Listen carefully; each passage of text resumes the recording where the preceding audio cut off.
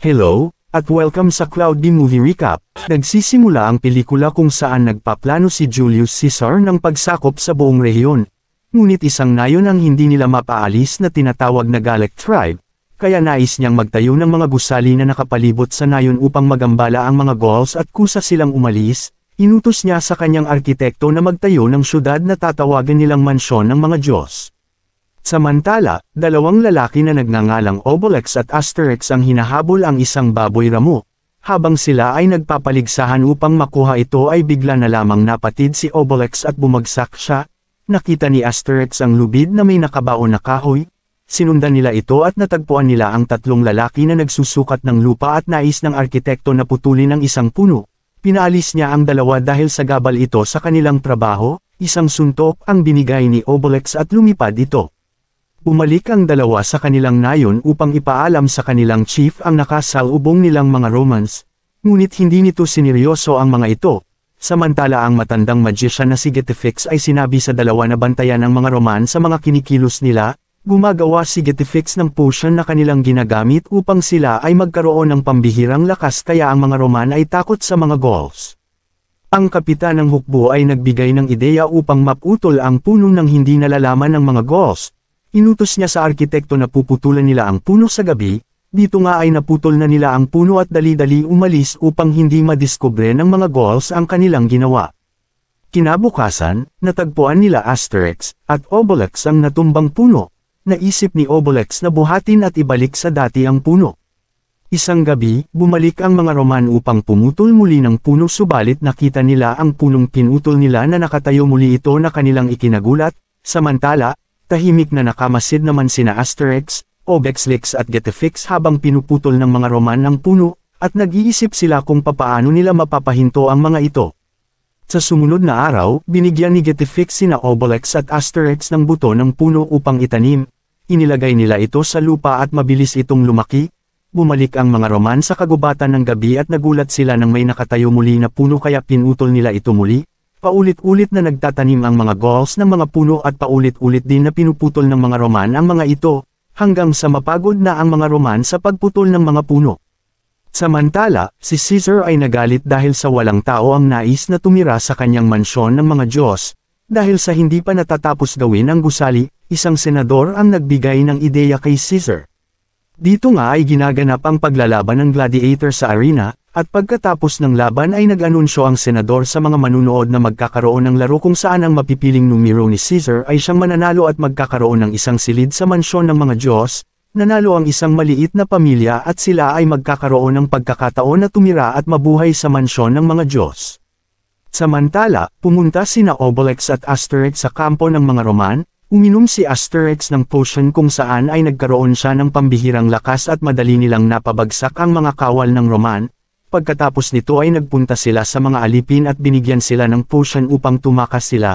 Gayunpaman, imbis na tumakas ang mga alipin ay nakipagsundo sila sa Roman na sila ay magtatrabaho ng may malaking sahod at kapag natapos na nila ang kanilang trabaho ay papalayain na sila at magkakaroon sila ng silid sa mansyon ng mga Diyos. Pagkatapos na magkasundo ay mabilis na itinayo ng mga alipin ang malaking gusali gamit ang kanilang pambihirang lakas mula sa ininom nilang potion.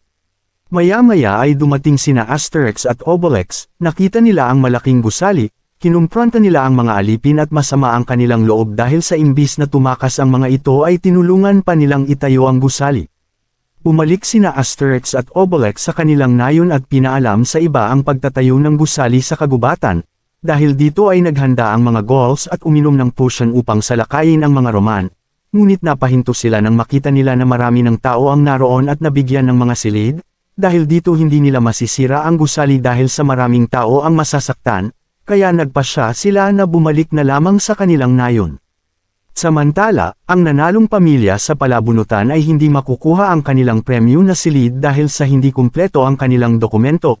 Umalis ang pamilya at aksidente nilang nakasalubong si Obelix at nalaman niya na walang mapuntahan ang pamilya kaya nagpasya si Obelix na tulungan ito at dalhin sa kanilang nayon upang sa pansamantalang pagtira.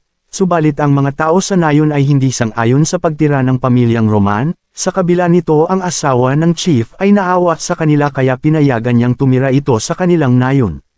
Samantala, ibinahagi ni Asterix ang kanyang ideya sa kanila upang paalisan ang mga Roman nang walang kaguluhan na mangyayari. Sila ay gumawa ng artificial na pag-ulan sa nagaganap na party, ngunit naging masaya pa ang mga Roman. Sa gabi ay gumawa naman si Obelix ng malakas na ingay upang istorbohin ang mga Roman sa pagtulog ngunit walang epekto ito sa kanila. Gayunpaman, ang mga Roman ay nagsimula ng bumisita sa nayon ng Galek upang bumili ng kanilang pangangailangan, at binabayaran sila ng malaking halaga para sa kanilang mga kagamitan at pagkain, dahil dito ang dalawang tindero ay nagtalo dahil sa agawan ng customer. Samantala, pabalik-balik ang lalaking nanalo sa palabunutan sa arkitekto upang ibigay ang kanyang mga dokumento, dahil sa inis niya dinala na niya ang lahat ng meron sila at dahil dito ibinigay na sa kanila ang premyo na isang silid sa mansyon ng mga Diyos.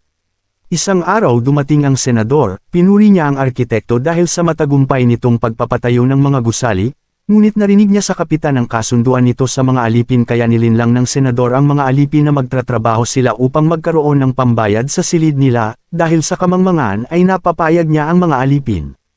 Dito nga ay sinabi ni Asterix ang kanyang masamang saloobin dahil sa mataas na presyo ng paninda nila na nagsasanhi ng gulo sa kanya at sa iba. Kaya iminungkahi niya na magkaisa sila at pabagsakin ang itinayong gusali ng mga Roman, subalit hindi sang-ayon ang mga tindero dahil nagkaroon sila ng mga customer at malaki ang kanilang kinikita sa mga Roman, dahil dito ay nagalit si Asterix at sinabi na aalis na siya sa nayon at titira na lamang siya sa mansyon ng mga Diyos.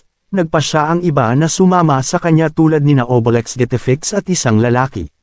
Dito nga ay nagpunta na sila Asterix sa mansyon, sinabi ng arkitekto na umalis sila. Dumating ang senador at pinayagan silang tumira sa mansyon, at inutusan niya ang arkitekto na maglaan ng silid para sa apat.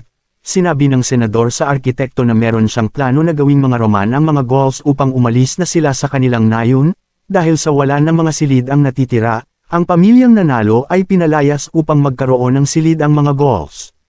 Kinabukasan, pinainom nila Asterix ang isa nilang kasama ng potion, dahil dito mas lumakas ang boses ng lalaki at nagsanhi ng pagkairita sa mga taong naninirahan sa mansyon kung saan ang mga Roman ay nagising at nagkagulo at nais nang bumalik sa Rome. Naging matagumpay ang kanilang plano subalit, napagtanto nila na ang ibang mga Gauls ay nagpasya na manirahan na din sa mansyon, kaya nadismaya si Asterix sa kanila. Ang tatlo ay bumalik sa kanilang nayon at naroon din ang isang pamilya na pinalayas sa mansyon.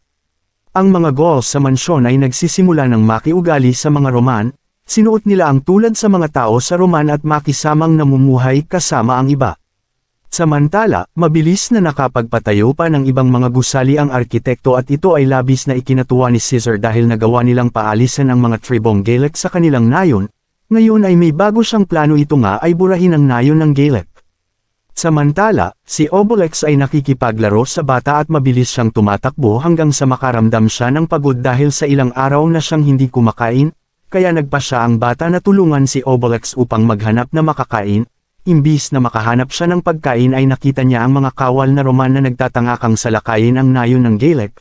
Subalit ang ibang kawal ay natatakot kay Obelix dahil sa taglay nitong pambihirang lakas kahit na hindi ito umiinom ng potion. Samantala, habang tumatakbo ang bata ay agad siyang hinila ni Getafix upang magtago ngunit sa hindi inaasahan ay natagpuan sila ng mga kawal at sila ay inaresto. Habang nakakulong ang bata at si Getafix ay nakaisip ng ideya ang bata, ibinato ng bata ang kanyang laruan sa bintana at napunta ito sa ilog upang ipaalam kay Obelix na ikinulong sila. Sa paghahanap ng mag-asawa ay nakita nila ang laruan ng kanilang anak at dahil dito ay nag-alala sila kaya hinanap nila ang anak nila. Samantala, si Obelix ay nakita ang mga kawal, natakot ang mga kawal sa kanya, ngunit dahil sa pagod at gutom ay bumagsak si Obelix at ikinulong din siya. Kinabukasan, dinala ng isang kawal ang mga Gauls upang ipakita sa kanila ang pagwasak ng kanilang nayon. Samantala, habang natutulog si Asterix ay nagising siya ng isang pagsalakay, pinatamaan siya ng mga palaso at buti na lang ay naiiwasan niya ang mga ito. Ininom ni Asterix ang potion upang lumaban sa mga Roman. Subalit ang kanyang lalagyan ng potion ay nabuwas dahil sa palaso kaya wala siyang nainom. Gayunpaman, hindi nawala ng pag-asa si Asterix, ipinakita niya sa mga Roman na ininom niya ang potion upang matakot ito at nagpanggap siya na nagkaroon na siya ng kapangyarihan, kaya ang mga kawal ay natakot sa kanya. Subalit ang kapitan ay hindi naniniwala na nakainom si Asterix ng potion. Gayunpaman, maswerte si Asterix nang dumating ang kanyang kasamahan upang tulungan siya. sila ay nagpanggap na mayroon ng kapangyarihan si Asterix, sila din ay nagpanggap na iniinom nila ang potion kaya mas lalong natakot ang mga Roman sa kanila. Nagkaroon si Asterix ng pagkakataon na makapunta sa mansyon upang tulungan iligtas sina Obelix. Dito nga ay nilabanan nila ang mga kawal at hindi nagtagal ay natalo nila ang mga ito. Napalaya nila ang bata at si Getafix subalit hindi nila alam kung saan itinago si Obelix. Agad na gumawa si Getafix ng potion para sa lahat gamit ang mga sangkap sa mansyon. Sa oras din ito ay napaatras ng mga Gauls ang mga kawal pabalik sa mansyon. Ngunit napagtanto nila na niloloko lang sila nang makita nila kung gaano kapagod ang mga Gauls, dahil dito umatake ang mga Roman at hinabol sila. Tumigil ang kaguluhan nang dumating ang Emperor na si Caesar, sinalubong ng arkitekto si Caesar na may masasarap na pagkain na handa. Ngunit nagalit si Caesar dahil hindi siya nagpunta upang kumain kaya inutos niya sa mga kawal na itapon ang lahat ng pagkain, itinapon nila ang mga pagkain kung saan nakakulong si Obelix. Samantala, ang mga Gauls ay inaresto na, dahil dito napilitan si Asterix na inumin ang potion kahit hindi pa ito tapos gawin, sinubukan siyang pigilan ni Getafix subalit tinuloy pa rin ni Asterix ang pag-atake, maya-maya ay nawala ang bisa ng potion at wala itong kapangyarihan. Sinabi ni Caesar kay Asterix na sumuko na lamang ito, ngunit hindi sumuko si Asterix at nanatiling lalaban sa mga kawal ng Roman. Maya-maya ay biglang lumabas si Obelix mula sa lupa dala ang kanyang pagkain. Madali niyang napakawalan si Asterix at walang hirap niyang winisiwas ang mga kawal, dahil dito ang mga Gauls ay lumakas ang loob kung saan matapang silang nakipaglaban sa mga kawal ng Roman. Samantala, natapos na ni Getafix ang mahiwagang potion upang mabigay sa Gauls at mabigyan sila ng pambihirang lakas, subalit bigla na lamang dumating ang mga kawal at nais na sila ang iinom ng potion, buti na lang ay biglang dumating si Obelix at pinatalsik niya ang mga kawal. Pinahagi ni Obelix ang potion sa kanyang kasamahan at ito ay kanilang ininom, naglabas ng malakas na kapangyarihan ito sa kanilang katawan kung saan ang mga kawal ay natakot sa kanila at madaling pinabagsak nila ang mga ito. Hinarap nila si Caesar at sinabi ni Asterix na bumalik na sila sa kanilang lugar kasama ang mga panauhin nito, at binalaan na hindi ni Caesar makukuha ang kanilang lugar kahit na kailan. Dito nga ay pinainom nila si Obelix ng potion at dahil dito ay mas lumakas pa siya kung saan pinabagsak niya ang mga gusali. Ang pamilya ay nagpaalam na sa nayon ng Galak upang bumalik sa Rome at bago sila umalis binigyan sila ng regalo na buto ng puno. Mula ang pelikula sa isang matandang nagngangalang Getafix, habang siya ay kumukuha ng mga sangkap para sa kanyang mahiwagang potion, narinig niya ang isang batang ibon na humihingi ng tulong kung saan nahulog na ito sa kanyang pugad. Agad na ibinato ni Getafix ang kanyang hook at matagumpay niyang nailigtas ito at naibalik niya sa pugad. Ngunit nang papaalis na si Getafix ay biglang naputol ang sanga ng puno at nahulog siya, samantala habang hinahabol nina Asterix at Obelix ang mga baboy sa kagubatan, natagpuan nila si Getafix na nakahiga sa lupa at sinabi na ayos lamang siya, ngunit nang sinubukan niyang tumayo ay biglang sumakit ang paa niya kung saan nagkaroon siya ng pilay sa paa kaya tinulungan siya ni Obelix upang makabalik sila sa kanilang nayon. Tinanong ni Asterix kung ano ang nangyari kay Getafix, at dito nga ay inamin niya na nahulog siya sa puno. Ngunit natatakot siyang makita ng mga tao at baka akalain ng mga tao na masama ito dahil dapat ang tulad niyang wizard ay hindi nahuhulog sa puno. Si Getafix ay nag-aalala sa kanilang nayon kaya agad niyang sinabi sa kanila na may plano na siyang magretiro at maghanap ng bagong batang wizard na papalit sa kanya, at ito ang gagawa ng potion para sa kanila. Subalit hindi masaya si Asterix at ang chief sa desisyon ni Getafix dahil wala silang tiwala sa papalit sa kanya. Nang pagsapit ng hating gabi, kinausap ni Getafix ang mga baboy upang ipadala ang kanyang mensahe sa iba pang mga wizard. Dito nga ay kinausap ni Asterix si Obelix na patuloy pa rin siya sa pag-aalala tungkol sa pagre-retiro ni Getafix at sa papalit sa kanya, dahil sa palagay niya ay mapanganib na ibahagi ni Getafix ang lihim na sangkap sa paggawa ng potion sa tagalabas. Samantala, patuloy pa rin sa paglalakbay ang mga baboy upang ipadala ang mensahe ni Getafix sa iba, hanggang sa marating nila ang bahay ng isang wizard na kaibigan ni Getafix at ipinaalam sa kanya ang mensahe ni Getafix. Dito nga ay nagpaalam na sina Getafix, Asterix at Obelix sa kanilang kasamahan sa nayon upang hanapin ang bagong papalit kay Getafix, subalit kinumbinsi ng chief at ng mga tao na wag na siyang umalis, at isang kasamahan nila ang nag-alok na siya na lang ang papalit. Ngunit naniniwala si Getafix na ang makakapasa lamang ay ang may kaalaman sa paggawa ng potion at sa espesyal na tao. Isang baboy ang nahiwalay sa iba kung saan narating niya ang isang bahay sa madilim na kagubatan. Pinasok niya ito at nakita siya ng isang lalaki at pinagtawanan lamang ang mensaheng dala ng baboy. Sina Asterix ay nakarating na sa kagubatan ng Carnets. Iginiit ni Getafix na ang maaari lang pumasok sa kagubatan ay isang wizard. Habang sila ay nagtatalo sa pagpasok sa kagubatan, si Asterix ay nakarinig ng tunog mula sa pagan na kanilang dala. Isang batang babae na nagngangalang Pecten ang isa sa mga estudyante ni Getafix. Sinabi niya na sumama siya upang ipakita ang kanyang imbensyon kay Getafix at alam ni Obelix na sumama nga ito na ikinagalit naman ni Asterix. Habang nagtatalo ang dalawa ay umiyak si Pecten, dahil dito ay nilapitan siya ni Getafix upang patahanin at tignan ang kanyang imbensyon. Nakaisip si Getafix ng ideya mula sa imbensyon ni Pecten. Nakiusap si Getafix na samahan siya sa kagubatan gamit ang imbensyon na wheelchair. Bago sila pumasok sinabi ni Getafix na magpanggap ito na lalaki dahil bawal sa kanilang pulong ang babae. Sa pagpasok nila inakala nila na walang tao sa sekretong lugar, nang biglang lumabas ang mga kaibigan ni Getafix na masayang binati siya, ngunit bigla na lamang nag-iba ang kanilang itsura nang sinabi ni Getafix na naroon siya upang ipaalam sa kanila na naghahanap siya ng bagong wizard na papalit sa kanya.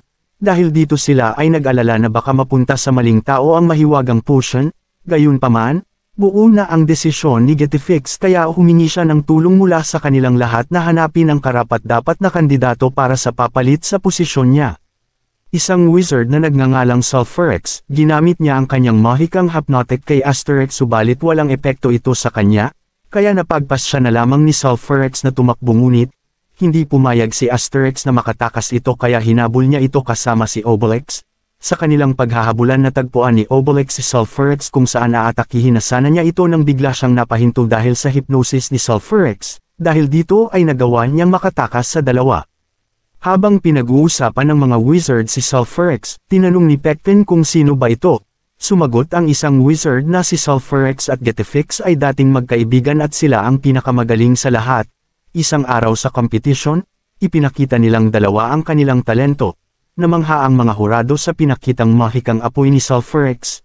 Ginamit naman ni Getafix ang mahiwagang pulbo kung saan kaya niyang pagalawin ang mga bato kahit na hindi niya ito hinahawakan. Kahit nakamangha-mangha ang ginawa ni Getafix sinabi ng mga hurado na wala itong kwenta kaya ang kanilang piniling kampyon ay si Sulfurex. Gayunpaman, sa paglipas ng panahon malinaw na ang abilidad ni Sulfurex ay hindi umunlad. Samantala, si Getafix ay sumikat sa mga Gallic Druid dahil sa kanyang potion na kayang magbigay ng pambihirang lakas sa isang tao. Sa kanilang paglalakbay ang una nilang hinintuang bayan ay sa kaibigan ni Getafix. Ang unang sumubok ay ang isa sa pinakamagaling sa kanilang bayan na si Bitnix. Siya ay gumawa ng fertilizer para sa halaman ngunit hindi namangha si Getafix sa abilidad ni Bitnix. Sila ay nagpatuloy sa paghahanap at isa-isa nilang pinuntahan ang bawat bayan na mayroong pinakamagaling na wizard. Hanggang sa bigla na lamang nagpakita ang chief kasama ang iba, sinabi niya na palihim silang sumusunod upang makahanap si Getafix ng karapat-dapat na papalit sa kanya, subalit nagalit si Asterix sa kanila nang iwan nila ang kanilang nayon sa nag-iisang lalaki kasama ang mga babae at mga bata. Hinarap ni Sulfurex ang emperor na si Caesar, nag-alok siya na makipagtulungan sa kanya. Kukunin niya ang sekretong sangkap ng mahiwagang potion at ibibigay niya ito sa Emperor kapalit nito ang kagubatan ng Carnage na mapapasa kanya.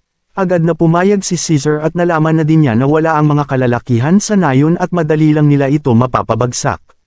Dito nga ay naghahanda ang mga kawal ni Caesar sa pag-atake nila sa nayon ng mga Gauls. Gayunpaman, hindi nila alam na nag-iwan si Getafix ng mahiwagang potion kung saan ang mga babae ay uminom ng potion at nabigyan sila ng pambihirang lakas. Sinugod ng mga babae ang mga kawal at pinagbubugbog nila ito hanggang sa mapabagsak nila ang mga ito.